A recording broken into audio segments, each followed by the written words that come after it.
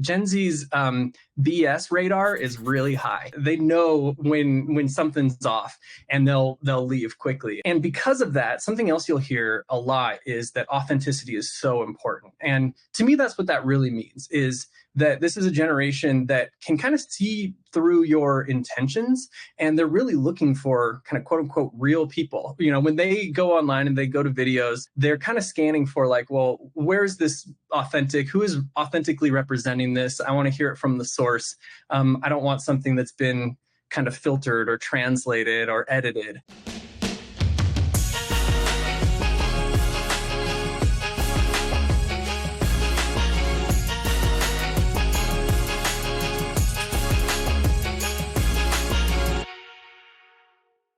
Thanks, everyone, for joining. My name's Ashley Safransky. I lead marketing here at UConnect.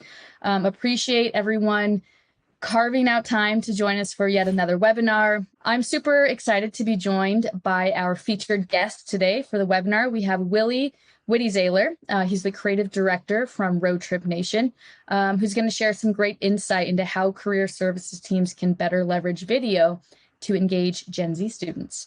Roadtrip Nation is one of our headline partners for the new Candid Career Plus video module, which means we're pulling in several of their video playlists to make available to students. Willie, do you want to go ahead and introduce yourself and tell us a bit about Roadtrip Nation? I am so excited to be here. Love this topic. This has been my whole professional career. And yeah, I'll introduce myself, do my best to do a rundown of Roadtrip Nation. I know it's a bit of a unique thing in the world of media, but my name's Willie and I'm the creative director. I was just telling Ashley that I have been at Roadtrip Nation for a little over 16 years now, essentially my whole adult life. And a better part of a decade there was spent actually in our bright green motorhomes, traveling the country behind the camera, working on our documentary series, which I'll talk a little bit more about in a second. But as Roadtrip Nation has kind of grown and expanded into different spaces, moving into this role of creative direction to really just focus on how we're showing up as a brand, what our kind of philosophy is, what our approach to storytelling is, and just to keep a consistency across all of our projects, because now we're doing anywhere from 8 to 10 of these road trips every year, each one becoming its own documentary special, which actually I'll pivot there, and I'm just going to pull up our website, which is, this is everything I'm going to show you is available online. So if anyone wants to dig deeper on Roadtrip Nation, by all means, check out our website. But yeah, so Roadtrip Nation, I think most people know of it from our media and our broadcast side. So like I mentioned, our documentaries, our documentary series has been airing on public television for over 20 years now, in nearly every PBS station across the country. And but that's only one half of what we do. We are a media, documentary storytelling, career exploration company, but we're also an education company. And it's really those two sides that come together in a pretty unique way. So the road trips, each one, as I mentioned, is another team of what we call road trippers, a group of typically 3 folks who hit the road and interview people across the country about their lives and career journeys. And each one becomes its own documentary. So each one of these thumbnails is anywhere from a 1 to 4 hour documentary series that aired on public television. And each one tells a different story of either an industry in the sense of changing gears. This one's all about automotive technicians and mechanics, or people, that share a certain identity, like our, Native American road trip, or Being Free, which is formerly incarcerated road trip. Did a road trip all about community college pathways, one about first generation students, computer science, et cetera, et cetera. And just to give you a sense of what that really looks like, is I'll just click into, say, A Balanced Equation. This was Women in Science themed road trip. And each time we'll select a team of road trippers. So in this case, it's young women who are interested in careers in science, but maybe are looking for some more exposure, some more knowledge of what's out there for them, what's possible. And so they hit the road. Here you can see the route that this team took across the country.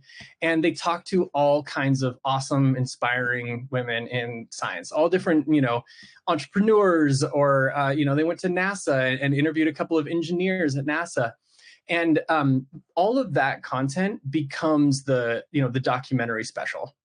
A Balanced Equation, long form, it plays on TV. But also it gets split up into individual interview videos. So everyone that we meet on every one of these road trips gets an interview profile that feeds into this archive of now thousands and thousands of videos of people talking about their unique life and career paths. And so, as you can imagine, after 20 years of doing this, it's an incredibly diverse and representative archive of career stories.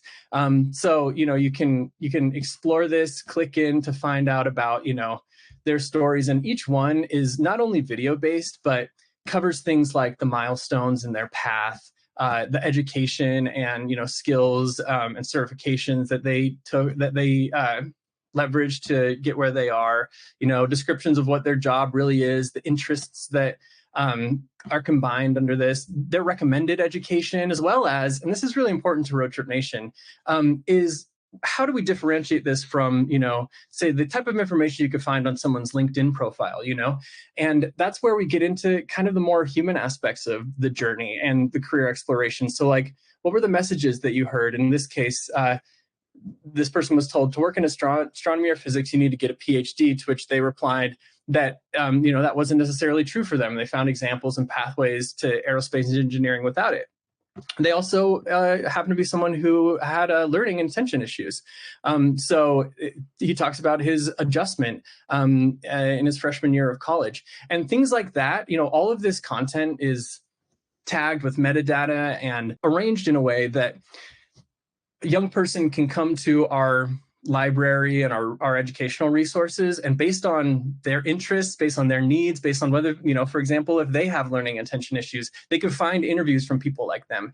Appreciate the thorough introduction, Willie. The content that you all are creating is incredible, which is why we're obviously ecstatic to have you all to pulling in a lot of those videos into the Candid Career Plus module. So just a quick bit of background. I know I mentioned it, but several of you know UConnect. We recently rolled out the new Candid Career Plus.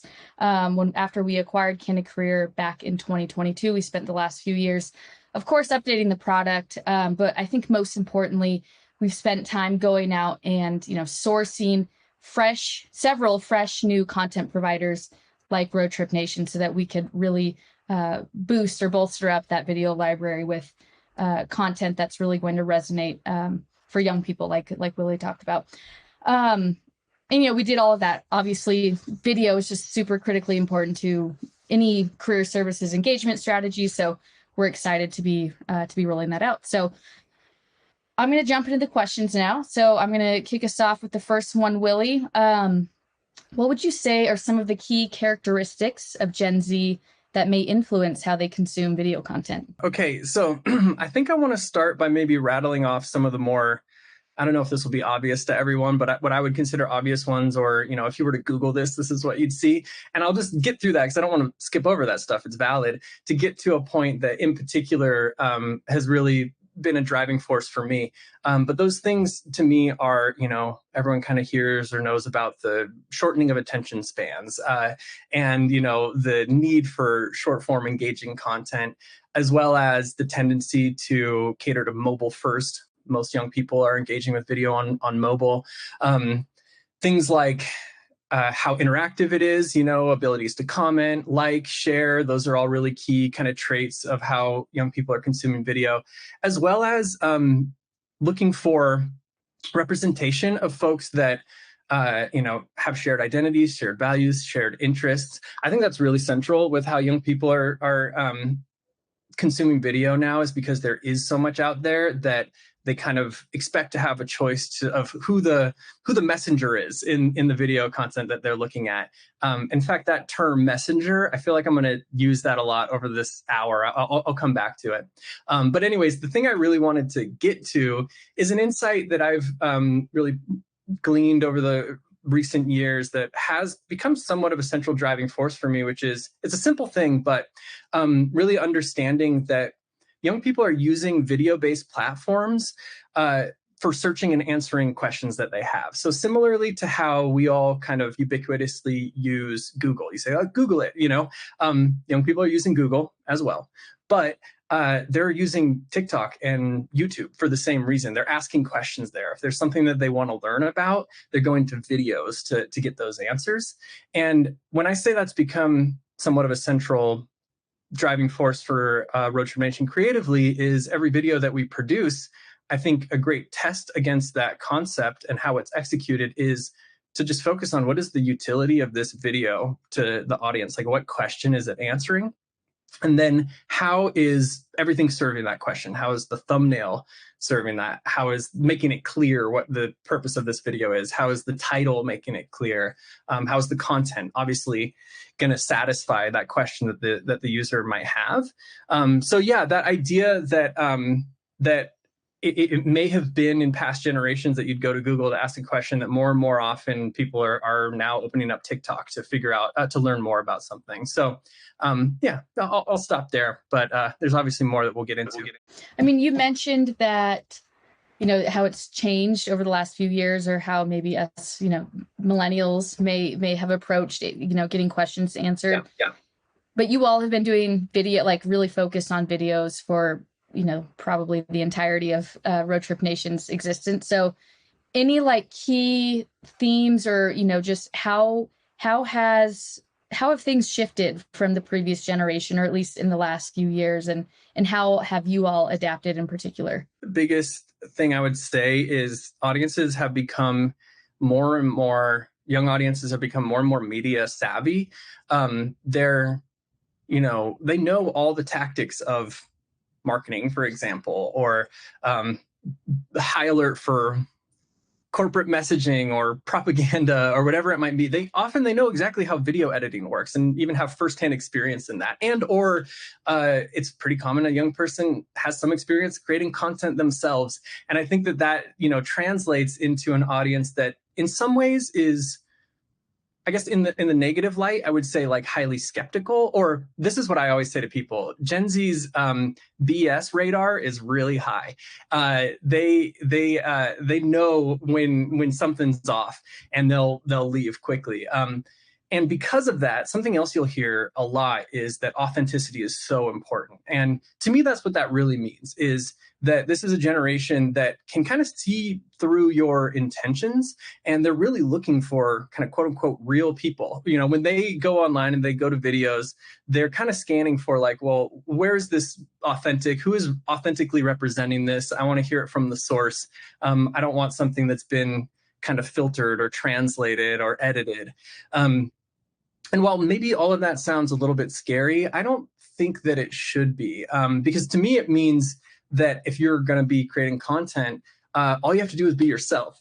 And I don't know if I'm being too like rose-colored glasses with that, but I think the more authentically you can show up, and here's where I'll loop back to that term of the messenger. It really becomes about like, who's the right messenger for this message? Who can represent this authentically? Because that cuts right through it. That's the shortcut. But yeah, I think that's the thing that's really changed. Even when I think about, you know, millennial content in the early 2010s, I think that there was a higher degree of sort of performative media out there, and more it seems like, hey, you got to strip it down, you have to be real, and the more authentic you are, the better. That's super helpful. And I think a good kind of segue into my next question, knowing, you know, like I think you described that really well. So in terms of the content itself, so actual video content, do you find, or do you have an opinion about, you know, a specific type of content that seems to resonate most with Gen Z? So like there's interview driven, day in the life, highlight reels, and just in the terms, you know, in the context of highlighting career pathways, or, you know, different industries, et cetera. Yeah, I can definitely speak to some format types, at least as it relates to Roadtrip Nation, because we've explored, you know, in some ways our YouTube channel is kind of our R&D department, and we have explored quite a bit of different sort of formats for exactly that purpose. It's like, let's see what is or isn't resonating. And I can list off a couple of specific types, but let me back up, because I also wanted to make sure and speak to video length, and I think this might be a good place to sneak that conversation in. But remind me if I don't get to it. I'll come back to maybe call out some of those specific video types that you were asking about. But the big kind of headline I wanted to say on this topic is that long form video is not dead. There's sort of this like prevailing wisdom that it's got to be short. I talked about attention spans shortening, and that's all based in some very valid and important considerations. But there is a lot of long form video doing really well with young people. So, for example, every social platform has like a live stream function now, and that's kind of to replicate the success of platforms like Twitch, where people are live streaming sometimes for upwards of 5, 6, 8 hours a day, and young people are tuning in and they're hanging out with this person. I mean, I don't know how familiar this audience may or may not be with like Twitch style live streams, but literally young audiences will find a streamer that they like and they will watch that person play a video game for 2 hours while they talk about it, or they'll watch that person browse the internet and watch videos. And going back to the interactive piece, they'll in the chat they'll be saying, oh, you got to check out this video or whatever, and then they'll watch that person watch that video. And so there is this like world of long form content that's really connecting with young people. The key is that when a young viewer finds the niche or that interest area that they are really into, then they're willing to deep dive. They're willing to spend some time there. And so going back to this idea of, where does this idea of it's got to be short, it's got to like appeal to a short attention span thing, where does that come from? To me, short form is important for two things. One, for getting a viewer's attention in the first place. I talked about like driving young viewers to that place where they're willing to deep dive. They can't start there. So that short form is a really important piece to just like catching their attention, showing them that this is a channel or a content creator or a brand that is really aligned to who they are in a first impression kind of way. The other thing that short form is really important to is in the use cases where you want a young person consuming multiple videos. So if the idea is that they swipe through 10 videos, those videos better be 30 seconds, like that's about as long as you're going to get if you're hoping for them to be like, oh, I'm interested enough to watch another. And I know there's plenty of platforms or places where that's the goal, is you want them to spend some time exploring a library. And so I think it's worth maybe calling out that like on social media, on the internet, the strategy is, whether it's, short form ads that play at the beginning of a video or, YouTube Reels or Instagram Stories, often that's the attention grabber to get to that deeper thing, to send somebody to a more long form video. In the case of Roadtrip Nation, we'll use an Instagram story to catch someone's attention, to show them, hey, there's a documentary about women in science. And if the right person gets that message, they'll click to it, and then maybe they'll stick around for the half-hour thing. And so it's that relationship between short and long form that I think is really important. As well as kind of even within our interview archive, that visual I was showing earlier of interviews that we've done over the years, our approach there is the first video that we want a user to watch is a 30 to 60 second just great piece of advice from this person. And the idea is, if they like what that person's saying, or if they like something about this person as a messenger, then they'll watch more. And we have more. We have videos on each of their, day in the life of their job. We have videos on them speaking to their skills and the education path that was necessary to get to their job. Then we also have full-length interviews that are, for us, typically 8 to 10 minutes long. But we don't start there. We start them with that nice little pithy piece of advice to grab their attention. And if they are interested, then there's places for them to go to dig deep. But yeah, okay. And so let me circle back and maybe get a little bit more specific about some format types. We, especially on our YouTube side, have leaned into places where there's a host or somebody who, whether you call it formally a host or not, the most important thing is when you meet young people where they're at on social media platforms, especially, they're very used to someone speaking directly to them. So having somebody who's looking down the lens saying, hi, this is who I am, this is what we're about to do, is really important. On our broadcast side, on our documentary side, that's not exactly what we've been doing. We've taken a more traditional documentary approach there, but we've seen the engagement rise in the cases where, on YouTube at least, we have somebody there to welcome the viewers and ultimately develop that sense of trust, that this is a trusted guide, again, a trusted messenger for them, as well as, eventually ideally, a parasocial relationship there. This is somebody that I feel like kind of has my best interest in mind. I want to learn from, and I'll stick around to kind of see where they go and what their adventures take them. On the educational side, a couple other formats. The day in the life video has become probably the most important kind of excerpt we cut from every interview that we do. So we'll have those long form interviews where we'll talk about their life path, their career journey, etc. And we'll also cut out a 2 to 3 minute day in the life. And that's another format that we found a lot of users who are coming to these resources to just learn about a career. If they see these options, they're going to the day in the life, because that gets to the point of like, well, what does it really like to do this job? And again, if they like that, then maybe they'll go on to see some more. So those are a couple that I would call out there that have worked for Roadtrip Nation. Going back to my earlier point about really asking the question of like, what is the utility of each video that we make? I think while this isn't necessarily something we do, I would just say, broadly speaking, any kind of like tutorial or how-to or just skill building video resource, those drive a lot of engagement, because remembering that a young person is often coming to video to learn something. If you can promise some sort of value proposition, if you watch this, you're going to learn that, the likelihood of it being an engaging video for young people just goes way up. Thank you for you covered a couple of my questions there, so appreciate you giving all of that insight.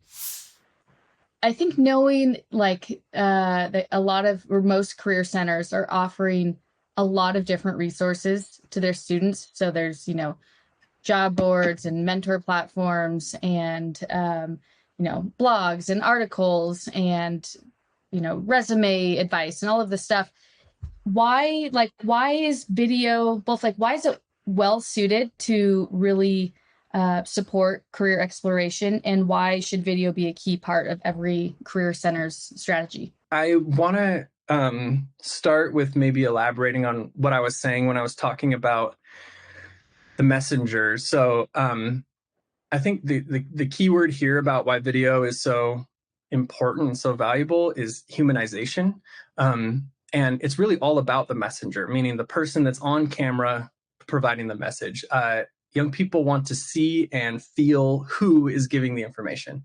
And they want that info coming from somebody that they feel like they can trust, and somebody that they think is cool, and somebody that they think is relatable, or somebody that they see themselves in, etc. And I think video is kind of the quickest way to give somebody a sense of who that messenger is. Because in many ways, it kind of is about it's not about the message as much as it's about the messenger. So for example, I'm sure people watching this can relate. A career counselor can say the exact same thing as, earlier I was talking about a Twitch streamer. Like maybe they say the exact same thing as this Twitch streamer says, but a young person who's interested in gaming, they'll probably tune out the counselor. But if they hear the gaming influencer say it, then it's like gospel to them. I can't tell you how many times we've been on the road, we've interviewed somebody who's inspiring and motivational and so interesting, and had these really great conversations with our road trippers. And then they turn to me behind the camera and they say like, man, I wish my kids would listen to me, or I wish my kids would be as interested in me as you guys are. And it's just so funny to me, because it's like, yeah, your kids, they need a different messenger. You probably have exactly what they need to hear, but sometimes it's hard for them to hear it from their parents. So I just wanted to call out that element of video, which is like that finding the right people to deliver the message. That's kind of one of the key pieces, is that young people can see that. Beyond that, obviously visually engaging, it's like an efficient way to communicate ideas. It's really versatile, etc. But the other point I wanted to come around to, around why video is so well suited to kind of provide this type of insight and exposure, is something I talk about all the time at Roadtrip Nation, which is being really intentional about when and where you're appealing to both somebody's head and their heart. And what I mean by that is providing information and data and answering those very direct questions that a young person might have about a career. How much am I going to make? Like how high of a degree do I need? That type of information, as well as providing motivation and empowerment and inspiration. And that's where the role modeling comes in. It's like, oh, wow, like the difference between, oh, this is what a job as an engineer at NASA looks like, and a young woman finding another woman who looks like her, maybe shares some similarities in their background, and saying, wow, they did it, so can I. And so I think video is another really powerful way to do that. And at Roadtrip Nation, we constantly are striving to make videos that are pretty balanced in both of those ways, that we're providing some of that tactile while the inspiration. To be totally candid, we lean a little heavier on the inspiration. It's more of our sweet spot. And if you rewind the clock to some, earlier Roadtrip Nation content, it might be 100% on that side, if we're being completely honest. And we've been trying to balance that out a little bit more. And then I start to think about, how do these tools show up? You mentioned all the different tools that, career centers and career services have now. And I think that it applies there too. It's like, if the video is there more to spark imagination, to empower somebody, how are you also maybe outside of that, or with other tools, supporting that head side and providing the data and the information that they want to? Because ultimately to me, it's about how you appeal to both those things in a sort of balanced way. And I know that's a bit of a, I guess, obtuse answer to your question, but video in particular, I think is particularly suited to, at the very least, bring that heart piece, because that's where they see the messenger that they can connect with, or they can connect with someone on a human level. So yeah. I want to go back to that point that you made just about, having content that's for them and feels for them, and providing that inspiration. And, a shameless plug, and those on the call who use the Virtual Career Center can know what we're talking about, where, the ability to curate content and create communities or spaces for students, and then have that content that is for those students based on their interests or identities or academic pursuits, is just super important. And then having the content teed up for them, so they watch a video and their interest is sparked, and now they can dig deeper. Now they're looking at jobs or internships or labor market data or whatever. So I wanted to drive that point home. And you kind of started on the topic of like the content itself, and I'm curious if you can just share a little bit about, like, how are you all identifying topics, like what you're focusing on, and what the subject of different videos will be, and how you make those decisions? I think that one tool I'll mention is keyword research. For anyone on the call who's not familiar, I probably wouldn't be that great of a resource for really breaking that down for you. I would say Google articles about keyword research. There's a lot of tools out there, but it's basically behind the scenes analytics, ways to learn about what popular search items are, what types of phrases people are putting into the YouTube search, etc. Anytime we are going to create another video or do another topical road trip, we spend a lot of time there learning about the demographics of the audience, the target audience, like what's on their minds, what are they searching for? And then you could also see what else is out there, looking at competitors, so to speak, or what existing media is out there. And honestly, some of it's pretty surface level. If you look up articles about keyword research, it would probably even say, find similarly topic videos to what you're looking into making, and look at the engagement. How many comments does it have? What kind of likes? Like who's interacting with it? But a lot of that starts there. That sort of internet CSI work to just like get a sense of where the conversations are. I'd also say, if you have access to any kind of user testing, we really lean on that at Roadtrip Nation. We use usertesting.com weekly for different mini tests of things, or even better, youth focus groups. We have teachers across the country, and we'll often engage with them, incentivize students with gift cards or swag or whatever it might be, to get just some young people reacting to an idea or whatever it may be. And I know for a lot of people who are listening to this probably have direct access to young people, and just don't underestimate the power of that. And don't underestimate the power of like anecdotal evidence for insights into trends too. We outside of our documentaries, we do a lot of event tours, screening events. So we're constantly at schools, and so much of our insights kind of comes from that sort of finger on the pulse of like what we consistently hear from young people about what they're interested in, what kind of questions they're asking us, that types of thing. I talked about keyword research on the front end. On the back end, Google Analytics, or just engagement metrics, period, are such a critical flag. So there's a lot of tools there too. Google Analytics, YouTube Analytics, just the behind the scenes on our own website. We could see what's being watched, how long it's being watched for, by which demographics, and that's always super informative. So I think it's some amalgamation of all of that that sort of rises these topics to the fore, as well as, since we have this awesomely robust kind of career representative archive, we have spreadsheets that are like, here's the careers we don't have. Here's some of the top, growth industries in the country, and we only have 2 careers there. So like those things inform us too. We're like, this summer, we're about to launch a road trip all about nursing. So 3 young aspiring nurses are going to go out and interview nurses across the country. Because that was one of the places we're like, wow, we only have a handful of nurses in our archive, but this is a huge sector, healthcare in general, but even specifically that career path. So things like that are also informing the way we collect our content. Any recommendations for how career teams in particular can either start doing, more incorporation of video into their content strategy to engage students? The relationship between short and long form, I think that I would, in that case, really start on that short form, short, engaging content to capture attention quickly. And using that as sort of the hook to find what is or isn't resonating before you kind of dive deeper.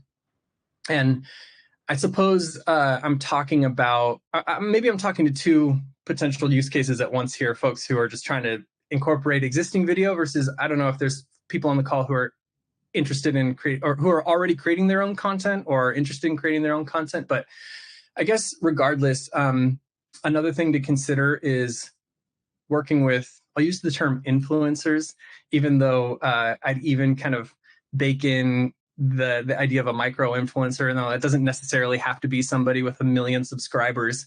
Going back to the sort of niche interest areas, it's like, who are the folks who are doing this already, or maybe even within your community have a sort of like presence there, and how can you collaborate with them? Because that goes back to that messengers piece, is like thinking about whether you yourself are the right person to share this, or if there's someone else out there that's more organically suited.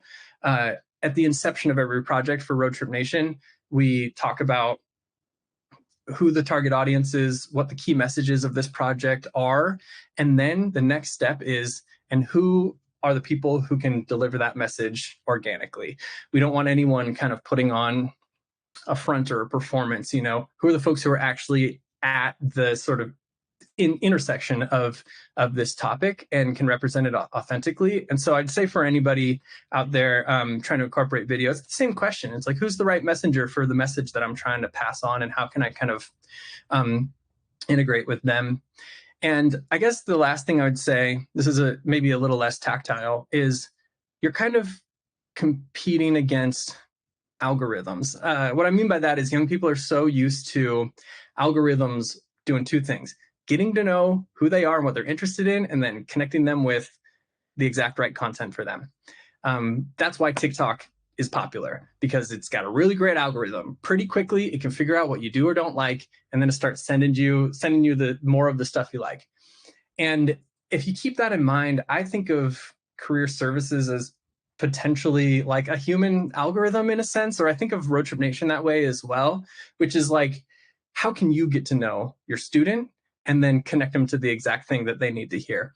And keep in mind that I keep kind of beating this drum, that messengers piece, where it's like, maybe you know exactly what this young person needs to hear, but are you the right person to deliver that message? Or is there someone else out there doing it? Is there an influencer in the space? Is there a YouTuber or a TikTok presence that's like diving deep in that industry or exploring what that career looks like? And can you send it to them? That's the other thing that young people are so used to is, hey, check out this video. And I think that that's maybe even the most base level way to start incorporating video, is just to take on that approach of like, you should watch this. That is just so common in the day-to-day and friends and whatever, people texting back and forth like, hey, this made me think of you, or you might be interested in that. So how can you kind of do what the algorithm does so well and that young people are so used to, which is like gather some inputs from them. What are their interests? What are their questions? What are their hurdles? And maybe there's content out there that you can connect them with. And, you mentioned that there's Roadtrip Nation content being integrated into your tools and platforms. And that's a great library to start with, is like just looking through what career representation in there, what types of backgrounds, what types of folks are in there.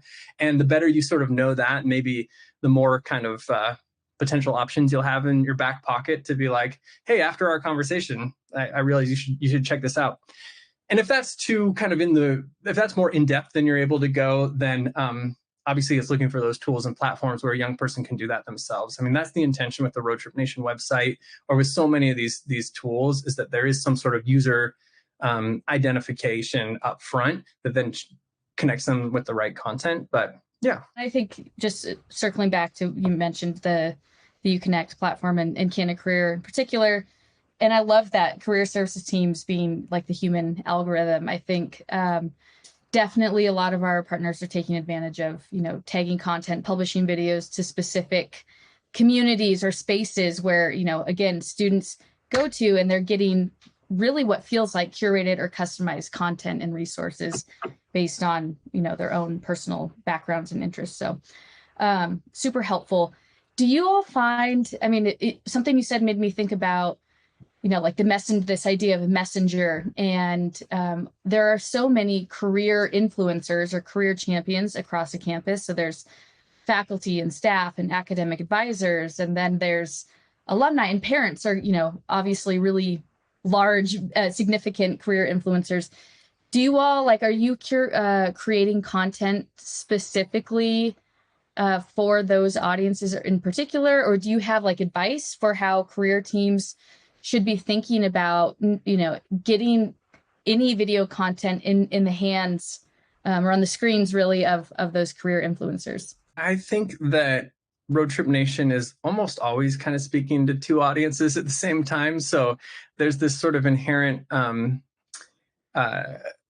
almost contradiction in our model, where we're making content for young people, but we're putting it on public television where young people are not watching it. And with that in mind, we know that there's an ecosystem of support and community around young people, and that those folks are actually the shepherds for getting this content to the right people. So that would be educators and administration, or even like you mentioned, parents, home networks, as well as policymakers, et cetera.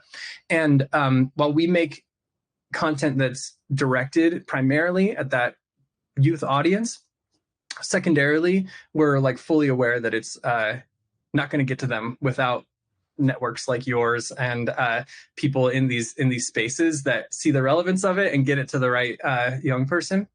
And outside of that, to answer one of your questions, yes, we've actually created quite a bit of content that is directly for the educator audience too. So if you go on our website, you could view all documentaries. Our most recent 2 documentaries were road trips with teachers on the road. So it wasn't even young people talking to other people about their careers. It was teachers talking with other types of kind of rock star educators and people within the education space about conversations about family and community engagement and education, entrepreneurship and innovation, and whole child education, and all these things that are kind of on their mind and swirling in their lives. And so these teachers, these road trippers in this sense, were relatively early in their career, but similarly, they were just as invested and excited about hitting the road to have these conversations with different people in the education space.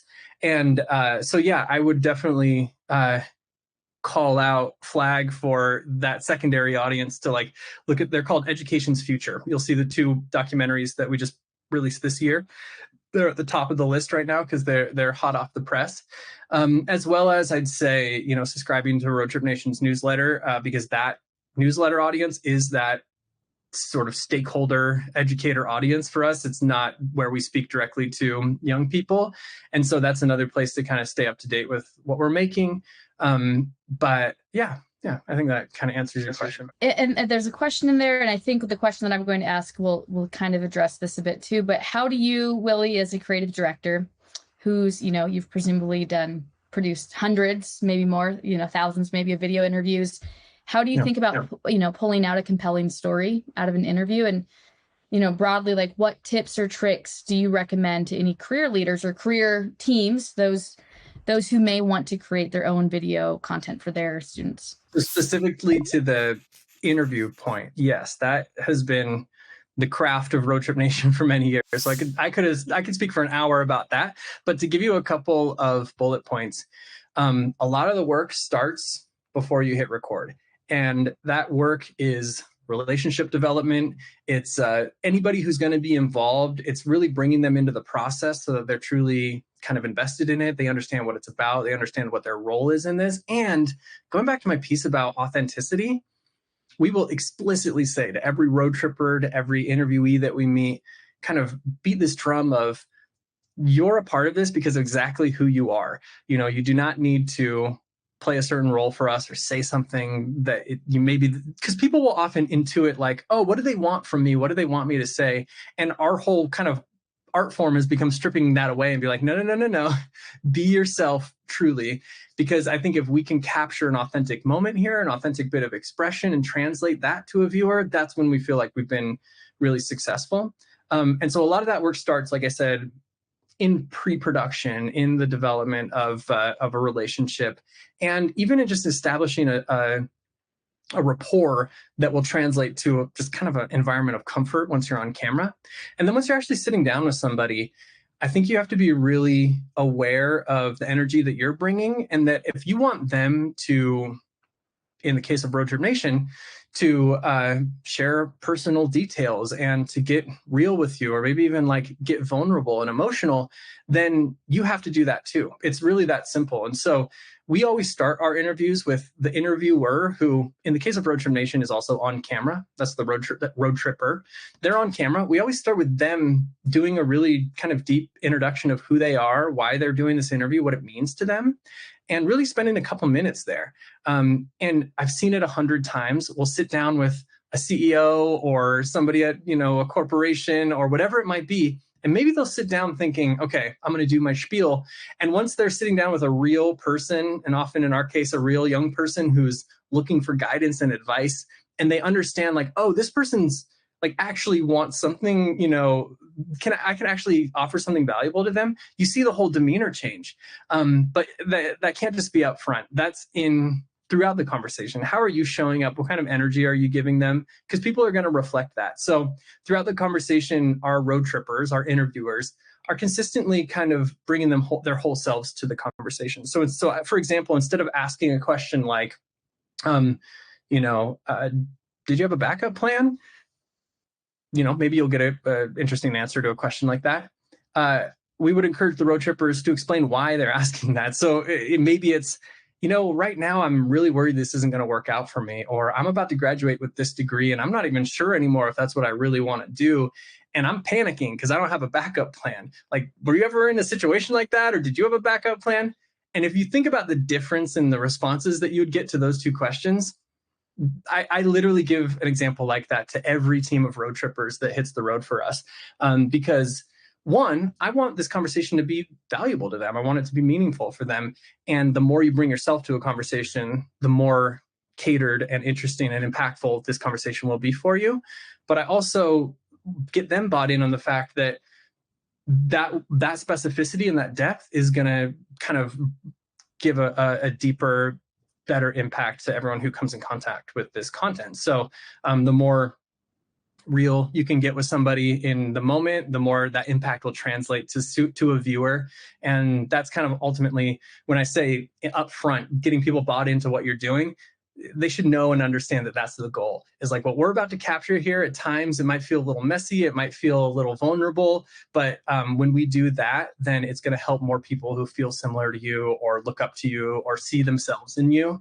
And if everybody understands that that's the mission, then they can show up in that way once the camera's rolling, as well as, like I said, if they feel a deep sense of kind of connection and trust with the crew. Because that's the other thing is like, there can be a lot of skepticism of like, how are you going to use my story? And so we really try to bring people into the process and truly collaborate with young people, because to center youth voices in media or to make youth content, you can't be kind of helicoptering in from the outside and telling their stories. Like, they have to be partners in that. And the more that you could just sort of bring that approach into the pre-production, the better the product becomes, because they'll be bought into the mission and they'll be ready and they'll see their role in it.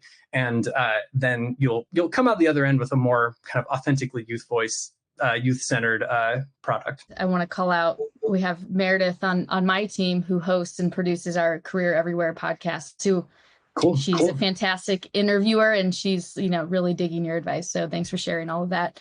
I know we have about 12 minutes left, and there are a few questions in the chat, and I want to encourage people to continue to submit questions. And as we do that, I do want to take just a quick moment to once again reiterate that we're super pumped to have Roadtrip Nation as one of several content providers in the new Candid Career Plus.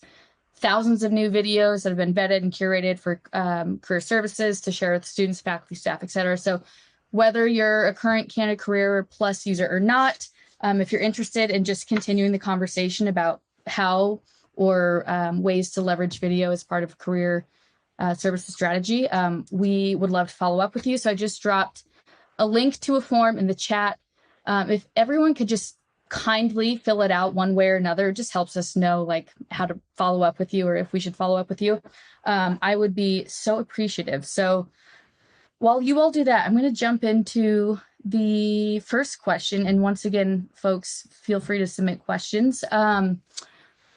Amy has a great question. I'm just going to read it verbatim here. I'm interested in creating video content, and I'm wondering how to interest students in a 30-second-ish video. Also, how can I make the video interesting and professional without looking hokey? And how can I teach some skills without it being boring? I want to start with the hokey piece, because I think that one thing that's really important to understand earlier when I was talking about authenticity is there's a really high degree of grace around kind of production value, I feel like, with youth audiences. And in some ways, something that's a little bit more rough around the edges, but more authentic, is actually going to play a lot better than somebody kind of trying to be professional and falling short. And that's kind of where I was going earlier when I was talking about like showing up and being yourself. That includes like, I don't know what I'm doing or whatever. That includes like transparently just like screen recording a Zoom, because that's the technology that you have available to you. I think that when I was saying the media savvy young people, they can pick up on all that context pretty quickly, and honestly are pretty forgiving because they're so used to seeing things in so many different ways. The one kind of disclaimer I would add in there, though, is audio quality. If your visual isn't great, if you're not a professional cinematographer, if you don't have a great camera, there's a lot of grace, as I said. If the audio is bad, that's really difficult to engage with. And so whether that means buying audio equipment, getting a good microphone, or at the very least, just like I'm doing now, getting to a quiet space, filming indoors over outdoors, then I'd say it's really key, because that's probably a quicker turnoff just on the production quality side. But even on the visual side, if you don't have professional lighting, obviously there's really accessible kind of ring lights and things like that you can get. Or right now there's a window behind my computer, and if you can put a window in front of your face, like that, actually natural lighting gives really even well-lit spaces. But yeah, in terms of the short form and hooking people in, gosh, not to be like super repetitive, but just to reinforce what I was saying earlier about starting with what question is this answering, and just making sure it's really clear to the audience that they're going to get this question answered to them with this video. And you can use things like the video title, the thumbnail, whatever it is, to just make that value proposition really clear. Because you always want to start with appealing to that user need. So if you have the sense that they need exposure to more careers, for example, the title can be called like learn about what's out there, or learn about careers in your community or something, in some way to quickly just show this is what you're going to learn if you hit play on this. But then secondarily, it's really about establishing a relationship of like, I'm a trusted messenger, whether that I is a brand or an individual or whatever it is. So for Roadtrip Nation, like, we'll often lead with trying to figure out what to do with your life. And I won't actually say we're a trusted messenger, but I'll say we've been on the road interviewing thousands of people about their lives and career paths. And that is the bona fides that say like, oh, that's why I should listen to them. I am trying to figure out what to do with my life. They seem to have some insight, so I'll stick around and learn from them. So how can you kind of recreate that maybe every time? Like, what is this video trying to accomplish? How do I make sure that the viewer understands what they're going to learn from this? And then prove to them that this is a place that's going to give them some good information and insight on that. And that's going to look different, obviously, every video. And, I've done this so much that it's like the success rate kind of comes and goes. Sometimes it hits a little bit harder than others. And that's the nature of this sort of transient, landscape as well. And like I said, we use YouTube as an R&D department. And there's a lot of that too, is just trying different things and seeing what sticks and what doesn't. And there's plenty of videos that we've put out in the last year that have 45 views on them or something. And it's like, oh, okay, learn it from that. And then, like I said, there's a video that we put out a couple weeks ago that has 400,000 views. And it's like, okay, let's talk about what happened there, and that's just part of it, is starting to make stuff and see what doesn't resonate. And I think, fortunately for our career services teams, they have access to a lot of students. And I know many employ student ambassadors or student workers, and that feedback loop can be relatively quickly on the different videos. You were talking about the audio quality. And so there's a question related to that. Do you typically incorporate a transcription option or have options to translate content to other languages? Yes, 100%. Everything has closed caption files on it. A lot of public platforms do that automatically. The quality can vary. On our website, we do that on our own. And only recently, though, literally in this last year, have we started to engage organizations that can do translations and again put this in multiple languages. It's been more and more a call with different partners of ours. And so our documentaries going forward are going to have that option. At the very least, I think we'll have Spanish subtitles, but we're kind of baking it into the funding up front now to like engage those services. So I think existing on our website, everything is closed captioned in English, at least, and going forward, we're trying to get translations incorporated, outside of a couple of small cases where the theme in particular was kind of targeted at a certain audience, where we also got those translated. There's a question about best place to start for teams that have less marketing and communication teams support. So like a central marketing communications office, or perhaps, they don't have a marketing or comms person on staff. Where's like, maybe just give some advice for like just getting started when you have very little resources or support from someone who you may typically think would own kind of like video creation. I think that a couple things that come to mind are how you might be able to empower youth created content.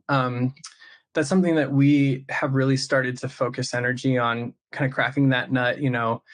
Roadtrip Nation has a 30+ person video production department now. It's super robust, but even still, there's only so many crews we could send out around the country to make these documentaries. And because of that, we've started engaging on a couple of programs specifically about empowering young people to create their own interview content. And I think a couple key pieces there, if you were to go that route of like, how might I incentivize young people to start talking about these things or creating videos about these things, that incentive piece is really key. So for us, it's really focusing on what's the value exchange here. You definitely can't enter a conversation with a young person in some sort of entitled way to say like, tell us your story, or let us capture your story. What's in it for them? And I think that there's the sort of intangibles of, if you're going to do an interview, you're going to learn from this, and that's definitely value. But then there's the more tangibles of financial compensation, et cetera. And so, for example, right now in Pittsburgh, we have a couple hundred young people through different summer programs who are getting gift cards for doing interviews in their local communities with professionals. And because these young people vary in their own abilities and access to media, we're not expecting them to create highly produced interview videos, but instead we're having them all record selfie videos of their reflections after the interview. So you'll see a picture of who they interviewed, a selfie of them, and then you'll hear them talk about what they learned, what some of the skills they felt like this person said were most important for their job, et cetera. And like I said, it's incentivized through both the value of the experience and a gift card. And to us, that's been our approach for how we might be able to scale up kind of Roadtrip Nation in different ways. And I think maybe that could translate to what you all are getting at of like, hey, if we aren't going to be the video department ourselves, but we want to make video, maybe that's a realm to explore, is like ways to engage young people, because that's also a shortcut to getting some real authentic youth relevant media. Love that. And totally agree with that. We have 2 minutes left. So maybe I'm going to end with this question and see if you can sneak in a couple of insights. It's around different platforms. So the question is, do you edit your videos different for different platforms? For example, if you are uploading directly to your website versus LinkedIn, Instagram, TikTok, like, do you have any just quick thoughts around video types of videos or length or formats for different platforms? It's probably a big question, but the short answer is yes, 100% yes. You create from beginning to end, you create differently for nearly every platform. And it really starts with learning best practices of each and understanding user behaviors on each and just translating that into the videos you're producing. So yeah, I can't really go into depth in the last minute on each one, but yeah, maybe that is a bit of a universal kind of takeaway here is when you're attempting to meet young people where they are, whether that's a specific platform or an interest area or a topic that they're trying to talk about, the more you can get to know how that works and how they're engaging in those spaces, the more you can cater content that fits it. And to me, I guess to end where I began, the key component in that is the messenger. So who's the right person on YouTube that can speak to this? Who's the right person on TikTok who could speak to this organically? Because trying to force something that is the shape of a square into a circle over here, these young people are very media savvy and they can see what you're trying to do. So it really, for me, is backwards engineering. Where is this happening organically? Who can represent this authentically? And how do we work with them to just align the messaging that we're hoping to promote and get some content created in that area? Right on time. Thanks for sneaking in those insights. Willie, thank you so much for joining us. There's lots of great comments just about appreciation for all of the advice and insight that you provided. So thanks again. Love the work that you all are doing at Roadtrip Nation. Excited to be partners. And yeah, hope you have a fantastic week, Willie, and our audience. Hope you have a great rest of June too.